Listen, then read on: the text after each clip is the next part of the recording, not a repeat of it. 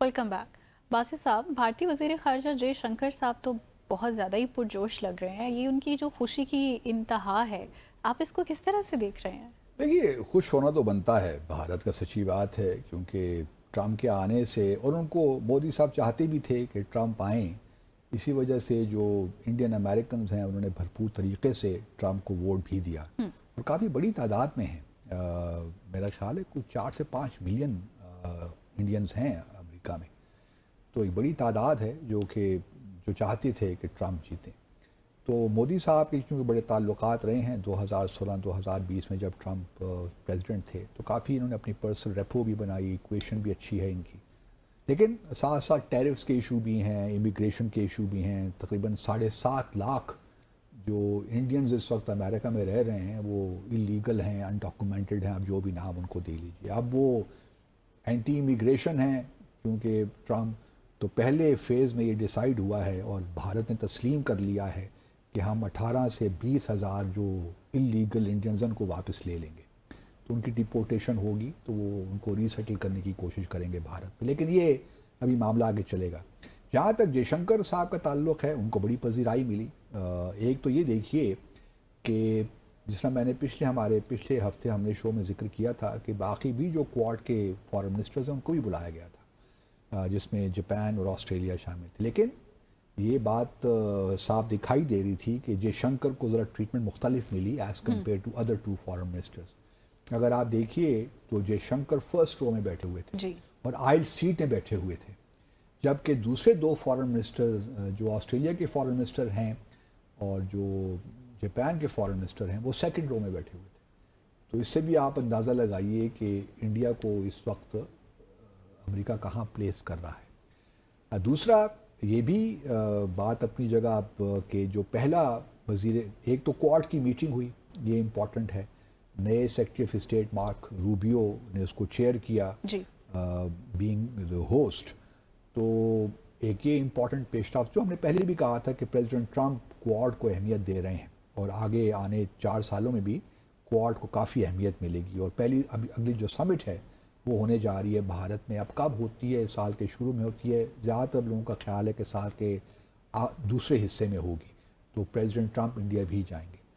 अब इस मीटिंग में उस मीटिंग के बाद जो पहला वज़ीर ख़ारजा जिसको रिसीव किया US secretary of state Marco Rubio ने, वो जयशंकर थे। तो इससे भी आप अंदाज़ा लगाइए कि उन्होंने बायलैटरल मीटिंग के लिए, तो वो ऐसा नहीं था कि वो जापान का फॉरेन मिनिस्टर हो या ऑस्ट्रेलिया का हो, उन्होंने इंडिया के फॉरेन मिनिस्टर को पहले रिसीव किया। तो ये भी एक इम्पॉर्टेंस देने की बात है कि इंडिया को इम्पॉर्टेंस दे रही है नई ट्रम्प एडमिनिस्ट्रेशन, या ट्रम्प 2.0 जिसे कहते हैं।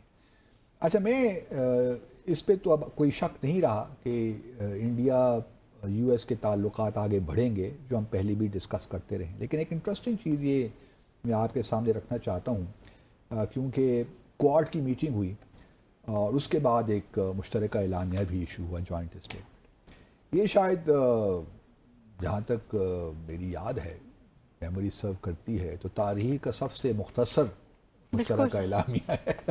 इसके सिर्फ 2 पैराग्राफ हैं और ये बड़ी इंटरेस्टिंग है इसमें, क्योंकि जो ट्रम्प इस वक्त कर रहे हैं उससे बिल्कुल एक अलग किस्म की स्टेटमेंट आ गई है। ट्रम्प तो देखिए ना, अभी तक ये कह रहे हैं कि हमने पनामा कैनाल को भी लेना है वापस, बज़ोर शमशीर, बज़ोर ताकत लेना है। फिर कह रहे हैं कि जी हम ग्रीनलैंड को भी लेना चाहते हैं, अगर मुज़ाकरात से बातचीत ना हुई तो हम ज़बरदस्ती ले लेंगे। इस किस्म फिर उन्होंने गल्फ़ ऑफ मैक्सिको का नाम गल्फ़ ऑफ अमेरिका रख दिया और एग्जेक्टिव ऑर्डर इशू कर दिया। तो कनाडा को भी धमकियां देते रहे कि या हमारी स्टेट बन जाइए। तो इस किस्म की बातें वो कर रहे हैं, बल्कि जब उन्होंने अपना हल्फ उठा भी लिया और उसके बाद जो एग्जेक्टिव ऑर्डर्स आई भी, वो भी इसी नोयत के थे। तो एग्रेसिव फॉरेन पॉलिसी तो उनकी है और एग्रेसिव इंटरनल पॉलिसीज़ भी एग्रेसिव हैं। अच्छा, अब इसमें और जो वो बात कर रहे हैं यूक्रेन के बारे में या गज़ा फ़लस्तीन के बारे में भी, उसमें भी एक अग्रेशन नज़र आता है। उस पर हम कल बात करेंगे तफसीलन। लेकिन अगर इस जो बहुत ही मुख्तसर पिथी टर्स स्टेटमेंट है, ये बड़ी ज़बरदस्त स्टेटमेंट है। इसमें चारों फॉरेन मिनिस्टर्स ये कहते हैं कि our four nations maintain our conviction that international law, economic opportunity, peace, stability and security in all domains, including the maritime domain, underpin the development and prosperity of the peoples of the Indo-Pacific.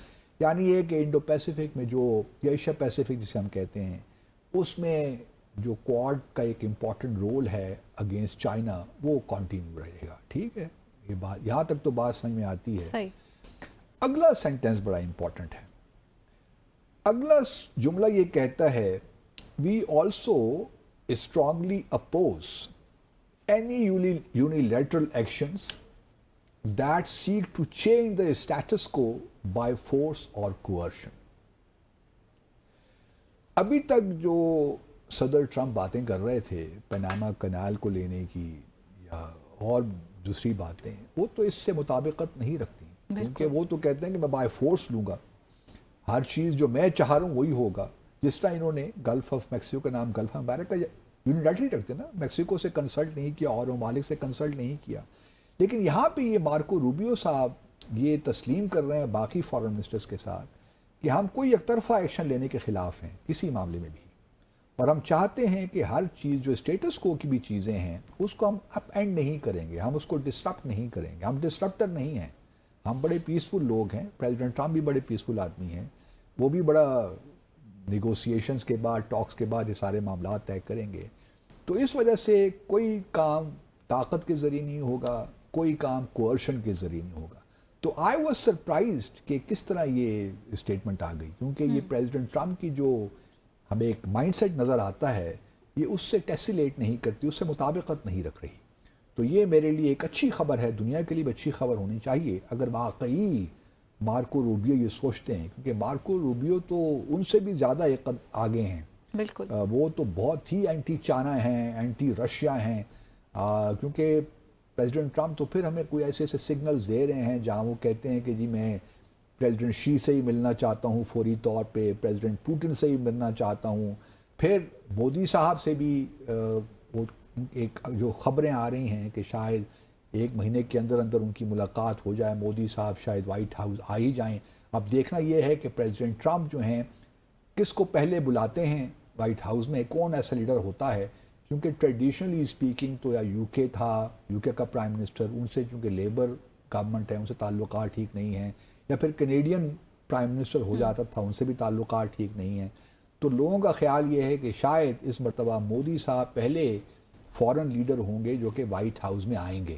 صحیح. دوسری طرف یہ دیکھنا ہے کہ president Trump پہلے کہاں جاتے ہیں, کیونکہ لاسٹ ٹائم وہ 2016 کے بعد جب 17 میں جب آئے تھے تو مئی 2017 میں وہ سعودی عرب پہلے گئے تھے. وہ بھی انہوں نے نان ٹریڈیشنل کام کیا تھا. ٹریڈیشن تو تھی نا کینیڈا یا برطانیہ, لیکن انہوں نے نان ٹریڈیشنل کام کر کے وہ چلے گئے ریاض. اب ریاض جاتے ہیں, کہاں جاتے ہیں وی ڈو ناٹ نو. لیکن مودی صاحب کے لیے آئی ایم شیور جے شنکر صاحب چونکہ وہاں انہوں نے ایک پریسر بھی کیا, پریسر پہ ہم کل شاید بات کر لیں, جو انہوں نے پریس کانفرنس میں 2-3 باتیں کہیں جو ہمارے انٹرسٹ میں ہیں, خاص طور پہ جو ٹریڈ کے بارے میں انہوں نے بات کی اس پہ میں کل بات کروں گا.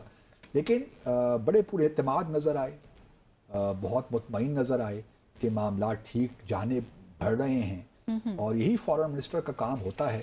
اور ہم امید تو یہی کرتے ہیں کہ ہمارے یہاں بھی کچھ لوگ جاگ جائیں گے, چونکہ ہمارے وزیر اعظم نے بھی ایک, اور یہ بھی ہے کہ ایکس پہ پوسٹ ڈالی, میرا ایکس پہ ایکسیس نہیں ہے, پاکستان نے بند کر رکھا ہے نا.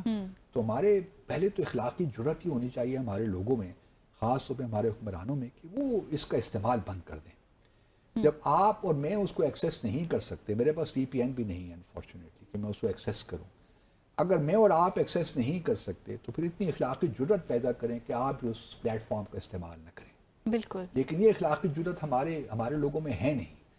جب تک حکمرانوں میں اخلاقی جرات پیدا نہیں ہوگی کہ وہ جو اپنے لیے کام پسند کرتے ہیں اور عوام کے لیے نہیں کرتے, تو یہ بہت بڑا تضاد ہے ہمارے بات کرنے میں اور کام کرنے میں. تو یہ جتنے بھی ہمارے سرکاری ادارے ہیں, چاہے وہ فارن آفس ہو, چاہے وہ وزارت داخلہ ہو, چاہے وہ پرائم منسٹرز کا آفس ہو, چاہے پریزیڈنٹ کا آفس ہو, ان سب کو ایکس پہ کم از کم اپنے جو ہیں ٹویٹ وغیرہ نہیں کرنا چاہیے. شہباز شریف صاحب نے بھی دیکھے نا ٹویٹ کیا تو وہ جو ہے انہوں نے بھی ایکس کا سہارا لیا. جب ان کو وی پی این کی سہولت موجود ہے یا وہ کر سکتے تو مجھے کیوں نہیں ہے؟ کیا میں اس ملک کا شہری نہیں ہوں؟ Exactly. ان کے جو ہیں رائٹ زیادہ ہیں میرے سے. تو یہ جو حضرت عمر تعالیٰ عنہ کو کبھی دیکھ لیں جو خلفائے راشدین ہیں, کبھی ان کی حکومتوں کا بھی جائزہ لے لیں تو کیا وہ کرتے رہیں. تو یہ جو ایک مطلب کمپیریزن کرنا تو نہیں چاہیے, یہ لوگ کہاں وہ لوگ کہاں, لیکن یہ کم از کم کچھ آپٹکس تو ٹھیک رکھے نا یار.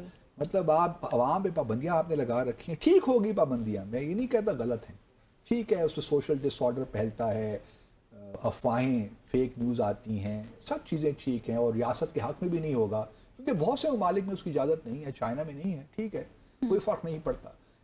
تو لیکن پھر یہ نہ ہو نا چائنا کی طرح, پھر آپ بھی تھوڑا سا یہ ہمت پیدا کریں کہ آپ بھی اس پلیٹ فارم کا استعمال نہ کریں. بالکل, آپ بے شک وہ تھریڈز استعمال کر لیں یا اور دوسرے جو پلیٹ فارمز ہیں ان کا استعمال کریں جو آپ سمجھتے ہیں کہ اینٹی ریاست نہیں ہیں یا اس سے فرق نہیں پڑتا.